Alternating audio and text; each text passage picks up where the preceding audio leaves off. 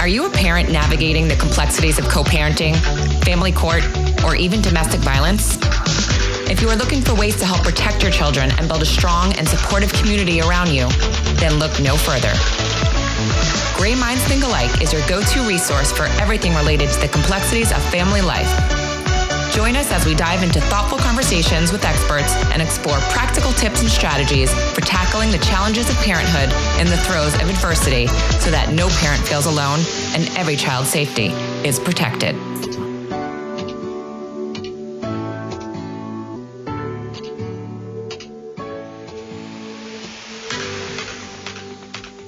Welcome back to Gray Minds Think Alike, where we dive deep into the conversations that matter most with experts who enlighten, inspire, and empower. Today's guest is someone who truly understands what it means to fight for your child while navigating overwhelming systems. Michelle Choairy is an advocate, speaker, and the founder of the Thrive Framework, where she empowers parents of neurodivergent and medically complex children to step out of overwhelm and to confidence. Through her own journey as a mom, Michelle learned how confusing and isolating it can be to face schools, therapies, and medical systems alone. That's why she now helps families build clarity, create strong advocacy plans, and reclaim their role as empowered parents. She has supported over 100 families, transforming chaos into peace, purpose, and possibility. Today, Michelle is here to share her wisdom on parenting through challenges, building supportive teams, and finding strength in the face of overwhelming obstacles, something every parent in our Gray Minds community can relate to. Hi, Michelle. Thank you so much for joining us today. Hi, Allie. Thank you for having me. It's so exciting to be here. Thank you. Absolutely. So, Michelle, you've built your mission out of your own lived experiences as a parent. Can you share a little bit about your journey and what led you into advocacy? Sure. It's such a long story, but I'll try to make it short enough for the podcast. I'm just joking. I was an older mom when I had my first child. I was 38. It's called a geriatric pregnancy. I was older at 5.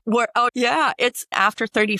They consider you geriatric. And so it was like, okay, I guess I'll go along with that. So I had him at 38 and he was I didn't have any amniotic fluid. I was in the hospital for a while. And then they said, it's time for him to come out. And he was only 32 weeks and he was 3 pounds. And so I just remember them whisking him away, gave him to me like for 2 seconds. I held him and then they had to go and check if he was breathing, if everything was happening, which I knew he was because he did cry. So I just remember that feeling of he can breathe because he cried. But then that was just the beginning, right? My son now is 11. And through the 11 years that we've had, we started seeing, as he was growing up, we started seeing developmental delays and the milestones weren't coming. And then he wasn't speaking and he was 3 years old. There were no words. And so all of these things started happening and you are like, what is happening in my life? Because you really, like when you know you're pregnant, you have a thought of what it's going to look like, right? You're going to have a child and they're going to grow and they're going to play soccer and then you're going to be a soccer mom or a basketball mom or whatever it is.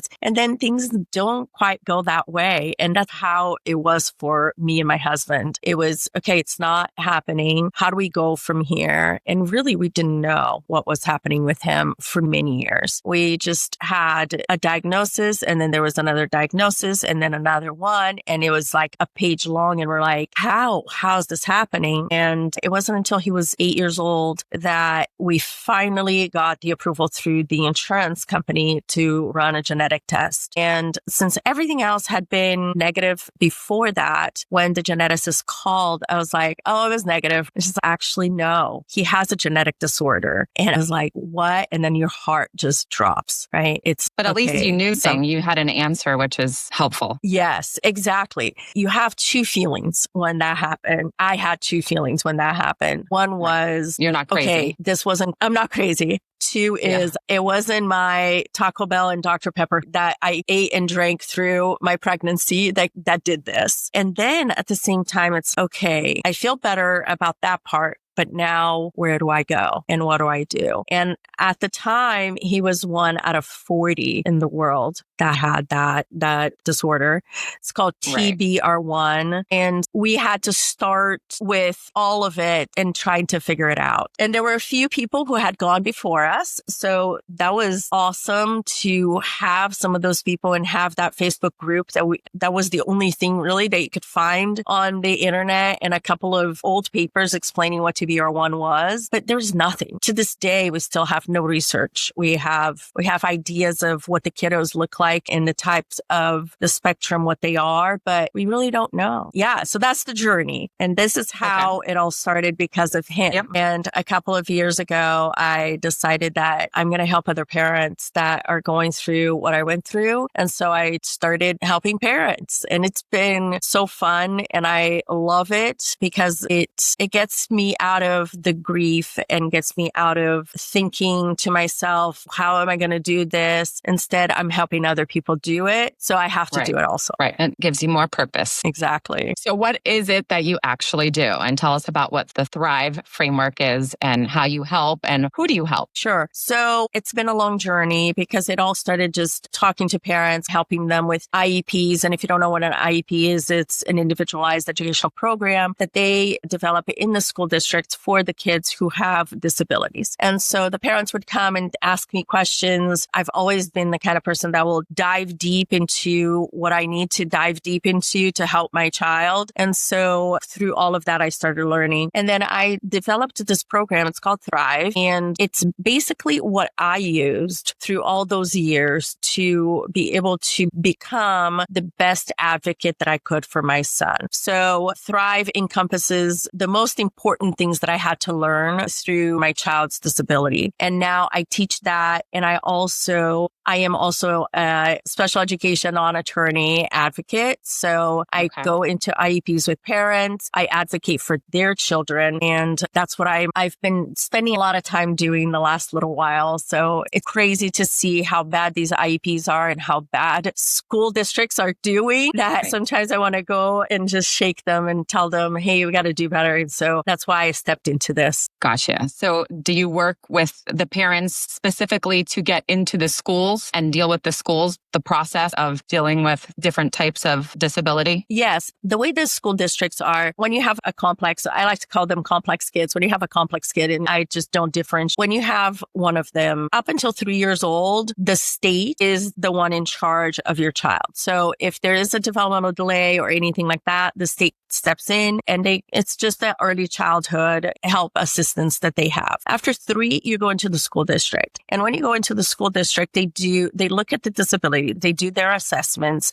and they decide, okay, your child needs speech, occupational therapy, and physical therapy. I'm just throwing a few things out there. And so with that, they develop a plan and they develop goals for your child for the year. And this is what the IEP is. So what I do is I look at these IEPs, I come in, and a lot of times it's very frustrating for parents because 1, they're not trained well enough to develop a good IEP. 2, they're not implementing the IEP correctly. And 3, they're not giving them not even a tenth of what they should be giving to the child and actually helping them progress. So that's when advocates come in. This is when I come in, and we have the IEP meeting with the school district, and then we talk about it. Okay, this kid is not talking at 4 years old, and you're offering 1 30-minute speech a month. How do you think that you're going to help this child learn to speak if you're not giving them the services that he needs? And so then we step in and then we fight for more speech. And so that's usually like where the advocates are coming in, is at a point where the parents have tried to do it and they're not able to do it because they don't know the law. They are completely emotionally involved in this. So it's hard to separate the emotion and the law and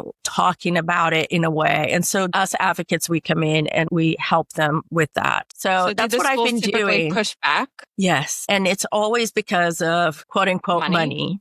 That's what it is. So yes, they push back a lot. Honestly, it can be anything in life. It all comes down to money. It does. Yes, you're so right. Doesn't matter what it is. It's all about the money, especially when you're dealing with governments and the government, school districts and insurance companies, which is basically the life of a mother of a complex kid. So I gotcha. So was there a specific moment when you realized that advocacy wasn't optional, like it was absolutely necessary? I don't know that I can pinpoint one time, but I do remember a period of time when my son was about 3 and we were going through the early intervention through the state. And then they had somebody coming to the house and they did all the therapies in the house, and that was great. And then they started pushing me towards getting a diagnosis. And usually when they're doing this is because a child who's not speaking at 3, the first thing that they go to is autism. It's the most diagnosed developmental delay. Exactly. Or misdiagnosed diagnosis out there. And so they started pushing me. They're like, you should go to a neurologist. And I'll tell you the story about this neurologist, because I think that maybe this is, and I had never been asked this question, so maybe this is the time that the light bulb came on. So we finally got into a neurologist, and he had my son waiting in the room for 45 minutes. He was 3. He was bouncing off the walls. There were no toys in the room. 45 minutes. And then he comes in, looks at my son. He does this. My son doesn't go with him. He looks at him and he goes, the diagnosis is autism. And the reason is because I did this and he didn't come. And autism is like the flu. So if you have a sore throat, then you say that you have the flu. If you have sinus infection, then you have the flu. So autism is like the flu. And I remember walking out of that room and I was like, I didn't know if I cried. I didn't know if I would laugh at this guy, because it was 5 minutes of him looking at my child and saying, this is what he has. And that was when I was like, this is not true. He is a social kid. This doesn't fit. It just doesn't fit. And everybody kept pushing for that diagnosis. And I said, this doesn't fit. And I would take him and we had many assessments. And so I decided to just completely ignore this man because crazy pants. And then that's when I started, okay, then we're going to figure out what this is. And he was 3 and we really didn't figure it out until he was not like 8 or 9. And so really, and to this day, I'm still advocating for him. But that was the point where he's 11. He's 11. Okay. He's in 6th grade and he does go to a special school. It's called a non-public school in the state of California because the school district wasn't doing what they were supposed to do at the time. So we pulled him and we put him somewhere else. Yeah. But but I think that's when you start seeing this pattern of people trying to say that you're crazy because you're thinking that there's something else, or that they're pushing you into a diagnosis that you know that it doesn't fit. That's when I think you have to step up and be mama bear. The bear comes out and you guys just shut up and I'm going to figure this out. So what would you say to our listeners who may have a child who they believe requires more attention or assistance? What's their first step? There's a thing that is very real and it's called the mama. So if you feel it inside of you and you think that there's something, an assessment or going in to see somebody is going to give you 2 things. One is either they're going to tell you you're crazy and then you say, you know what? Good. I'm glad. Then I can let that guilt and that worry go. Or you're going to be like, okay, there's something. Okay, what are we going to do about it? So there's a 50-50 chance of knowing what it is. And so then the next step is you're going to go and you're going to do what it is that you need to do. So follow the mama gut. That is the very first thing. Follow it and go see somebody about it. Go try to figure it out and don't let them push you around. Don't let them just say you're crazy. Or who did they go to for? Is it the school? Okay, I think that it depends, right? I will tell you that, of course, your first line is going to be your pediatrician. You're going to go to your pediatrician, but they don't know much. I'll be honest with you. Pediatricians don't know much. If your child is experiencing developmental delays in any way or attention disorders, there is a certain type of specialist called developmental pediatrician. And these are the pediatricians that go on to get fellowship or they do extra years over about developmental delays and about ADHD. And they are the ones they're super hard to get in. There's usually a wait list of 6 months to a year in certain places, but they are the ones that are going to open the doors for you to figure out what it is that's going on. But at the same time, that you can't just sit there and wait for 6 months. Right? I never say this to anybody. So what you're going to do is you're going to look at your child and you're going to say, what is the most important thing right now that's happening in his life? For us, it was a speech. So my son was 3. He wasn't speaking. He grunted. He couldn't say mama. He couldn't say dad. And we're like, okay, speech is where we're going. So we went to a speech therapist. So we didn't wait for that developmental pediatrician to come back and say, oh, he has a speech disorder. Right. So we went to the speech therapist. Yeah. So you got to look at what the disability, quote unquote, is, what your child is lacking at the time and that you think is the most important thing. And then you attack that as you put your name down, your child's name down for a developmental pediatrician. Gotcha. Now, what would you say to parents? How can they prepare themselves when they have these conversations with the meetings that they need to, with the doctors, with the schools especially? What should they prepare? So I feel like with the doctors is a little bit different because you're looking into a medical diagnosis, right? And so you're going into the doctor, you're going to usually a developmental pediatrician's appointment for a first time patient is 2 hours, 90 minutes to 2 hours. And that's why they're so great, is because they are going to unpack everything in your child's life. They're going to start asking from when they were, like from your pregnancy, when they were born, what happened, when did they walk, when did they talk, and they're going to unpack that whole thing. And then they're going to look at it and they're going to say, we need to do some assessments. So let me send you to an educational psychologist who's going to assess. Let's send you to get an autism diagnosis from a psychologist who knows how to do what the correct tests for this. So when you're going into the doctor's office, and even in the schools also in the beginning, just have all that information. Have when they walked, when they talked, what are your biggest concerns? Yes. To this day, so my son is 11 years old. We are looking into a program for him. It's a behavioral program. And the paperwork, to this day, they still ask, how many weeks was he born? When did he start walking? When did he start talking? These questions you're going to be asked for the rest of their lives. And so make a little document and take that with you, right? Because you will get asked those questions. Now, with the school district, it's a little bit different because the school districts don't follow necessarily a medical diagnosis. So they are going to do their own assessments. So you go in and when they're 3 years old, if you are in the early childhood stuff through your state, they usually help you transition into the school district. A lot of the papers that came from the early childhood interventions will come through to the school districts. But what they're going to do is they're going to do a battery of tests and they're going to look at the possible learning disabilities or go through the gamut. Yes. And it is a lot for a little kid. It's a lot. Yeah. But one thing that I will say about the school is that if you are just starting this, or if your child is very in the early stages in the school district, when you ask for an assessment, ask for a full assessment. So the school districts, they can be a little funny and they can say, oh, we'll do a screener for some kind of a writing disorder, or we'll do a screener. Screeners are nothing but just a couple of questions that you're going to answer, and they are not actually doing an assessment. When they do an assessment, they are going to sit down with the child. You're going to get a packet of information. You're going to have to fill everything out. And then they are going to try to do certain things. They're going to test your child. So the most important thing for a mom who's just starting this is to make sure that the school district is doing a full assessment around your child. And that's going to include writing, reading, speech, everything that you can. There's 8 areas actually. Make sure that the full assessment is being done. That's what you need.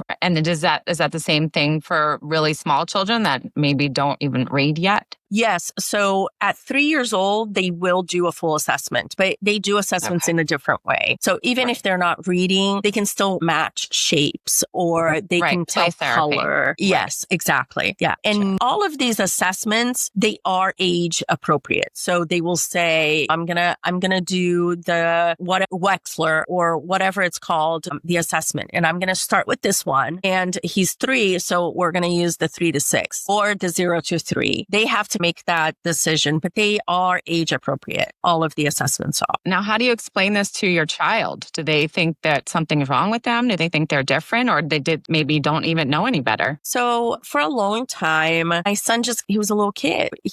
I don't think that he knew that there was something different. But as they get older, they do. And they start realizing those things. And the conversation for us was, you know how you have different socks? You have different clothes. We also have different brains. So what's inside our brain is different. So you have a different brain. I have a different brain. And so because of that, because of the way that your brain is, you have a little bit harder time speaking, and you use those to assimilate to help them understand. And I found that we also have to use the same type of conversations with the siblings, because the siblings are usually also affected, right, by the disability that's happening in the house. And so you have to use those simple terms. There are some great books out there that explains the neurodivergent brain, and they do explain it as one sock is the size, one sock looks like this, one sock looks like that. And then there's one that's about capes and the colors of the capes. And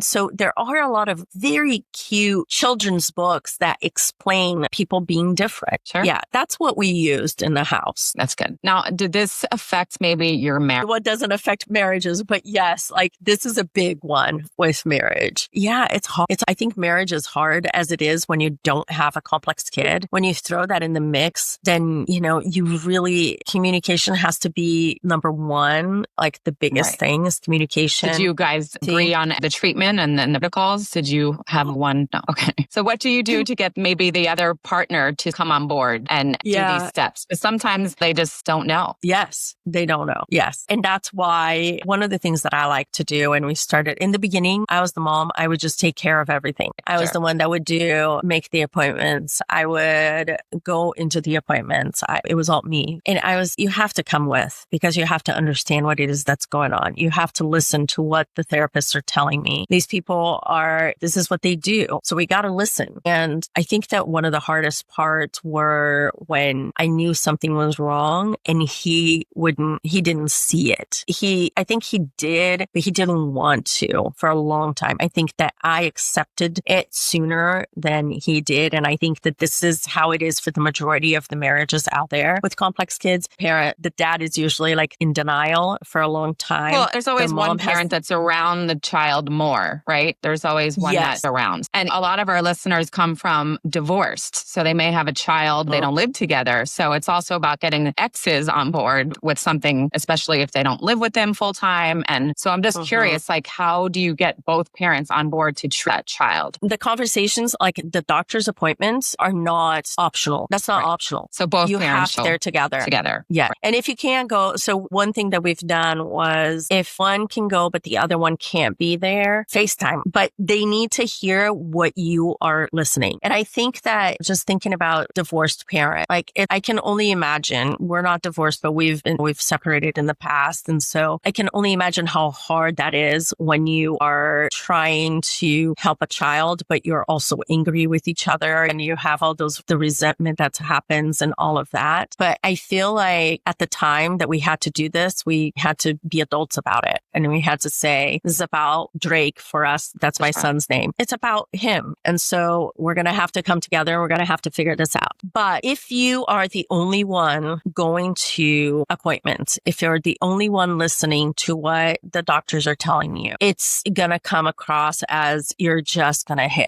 butt heads, because the other doesn't understand what's truly going on medically, because they're not listening to that. And then if the mom comes and tells the dad what is happening, then there's going to be like, you're so full of it. You're just trying to make this worse, or you're just trying to make it better. There's going to be that doubt always. And so being there for the child is the most important thing, and putting aside your feelings for each. I know for me, when my son was very young, he had just sleep issues. This is just fundamental. And I know I was talking to different doctors and sleep consultants and whatnot, and we were trying to follow a specific schedule, routine and whatnot. And then when he'd go to his dad didn't follow that same routine. So it just made everything worse, and getting the other parent on board with following the same protocols, especially when you don't communicate well with the other parent, is probably probably very debilitating for the child as well. So I know firsthand that this, especially when it comes to their developmental education and school, this can get very difficult fast. So it is good that the schools step in and make it more of a real issue and not just he said, she said. Yes. I guess, when should someone contact someone like you? And what exactly is your title? So I am an advocate. So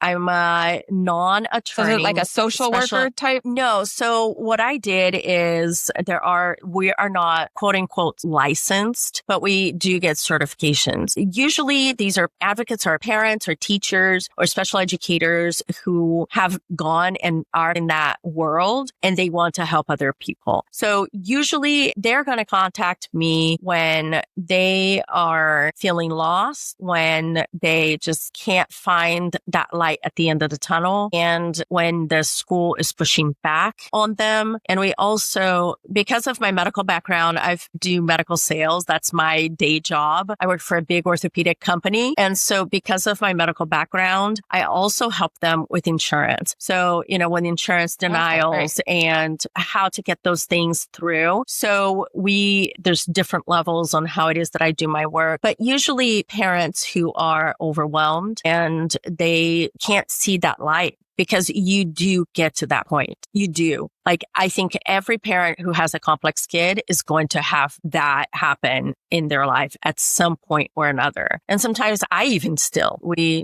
look at it and I go, oh my gosh, how am I going to get through this day today? Or how am I going to get through this week? And so parents who are overwhelmed, that's usually when they look for me. And then I can help them. Okay, how do we organize the life of your child? How do we do this? So the Thrive kind of came in from the things that I did through the years. And the T on the Thrive is teamwork. So the first thing that I did was get a medical team around my child, a medical team that I could trust, people who were on our side, on our son's side, not somebody who is going to argue with me about, or who's not going to listen to me, or who was going to, like that neurologist. I just said, you're not part of my team. This is not going to work. So developing that team, and then the HR, the help systems. And on that, we unpack insurance companies. We unpack what the school districts should be doing for your child. And then we also talk about the state funded programs that are available for children with disabilities, even after they're 3 years old. So that's the H, that are relationships. And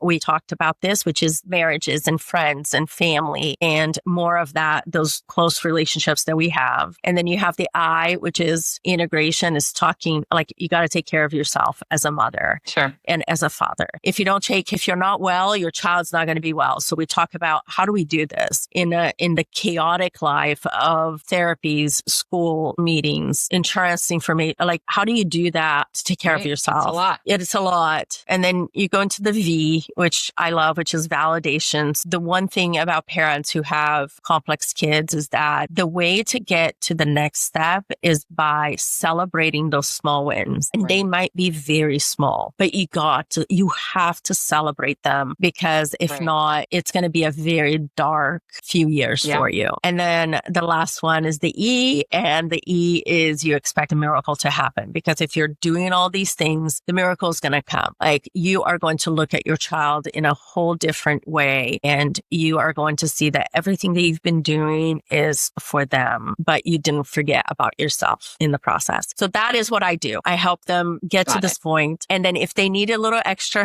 help with the school districts, then I will come in and I'll step in as an advocate, and also for the insurances. Got it. And I'm sure community helps a lot, or like Facebook groups and finding other parents that are going through something similar, so you can bounce ideas back or at least vent. So I'm sure that's helpful. And now, do you deal specifically with just parents in your district, your school district, or can you work with people around the country? Around the country. We have parents from all over. You mentioned a Facebook group. We do have a Facebook group that's called, in there, we talk about how do you take care of yourself? What can you do? Or how does an IEP meeting look like? How can you prepare for an IEP? How can you get more speech therapy services through the school district? We go through a lot of that part of being a mother of a complex kid. So we do a lot of that in the Facebook group. And then if you join the group, if you join join my program. We also have twice a month, we do an open questions and answer, and they're able to just contact me, and we just for an hour or two, depending on how many questions we have, I answer and I help them become the advocates and not me actually doing the advocating for them. If you could give one piece of advice to a parent listening right now who may feel lost in the system, what would it be? Breathe, take a deep breath, and then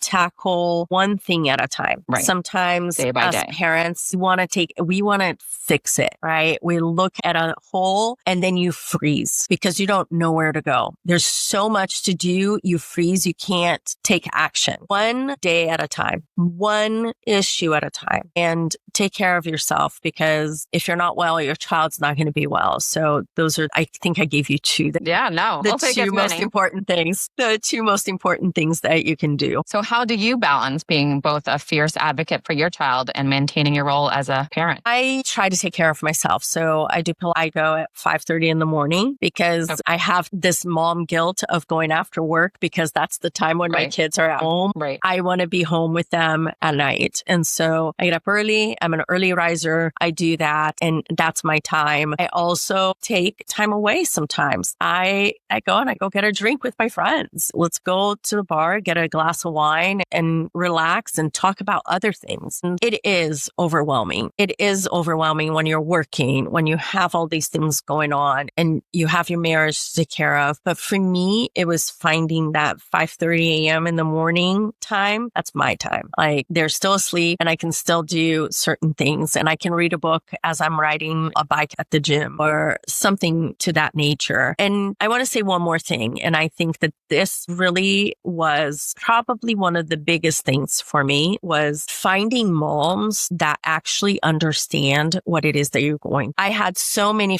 I still have so many friends that have no idea what it is that I go through on a daily basis. And so I still have those friends, but I now also have friends who are in the same boat and they understand. And it's easier to have those conversations with people that are going through it with you than it is with somebody who they might mean best for you. Like they want the best for you, but they'll never understand. They will never understand. Finding your tribe is how I balanced all of this. Right. Now I go through the same thing. I lost a child. So yes, I have parents that, say, I'm so sorry, I can't imagine, but then they don't really know what I go through on a daily basis. So it does help connect with like-minded parents for anything, really. Okay, so how can 1000%? Yeah. How can people get in touch with you? So MichelleChoairy.com, or you can also go on wisdom4 complexities.com. And I'm on social media. We have a lot of questions and answers throughout the day on social media. I'm not hard to find. So Michelle, which is a hard one, or Wisdom, perfect. I'll put it all in the show notes, and that way they can just... And if you're listeners, this is what I do. And I would love to offer your listeners like a free call with me. And what we do is usually we sit down and we talk about what's going on in their IEP, if they do have a child with an IEP or if they're going through anything. And then we come up with a 30 or 60 days. It's free. And I just tell them, this is what I think that you should do as your next couple steps. Because I think sometimes it's so obscure and you're in the weeds, you're in the middle of it, that it's hard to look and be objective. So your listeners are welcome to book that call with me, and I would love to have them and talk to them. Yeah. Great. I'm sure they'll appreciate that. Michelle, thank you so much for sharing your powerful insights with us today. Your work reminds us that even in the most overwhelming systems, whether it's schools, courts, medical settings, parents can reclaim their voices and stand strong for their children. So thank you so much. Thank you, Allie. Thanks for having me. Absolutely. All right. We'll be in touch. Thank you. Okay. Thanks. If there's someone that you want to hear from on this podcast, please feel free to send me an email. Or if you would like to be a guest, please reach out at Allie@Greyson'sChoice.org. If you would like to continue to hear our podcast, please consider donating at Greyson'sChoice.org. Any amount helps to fund our mission to help protect our children.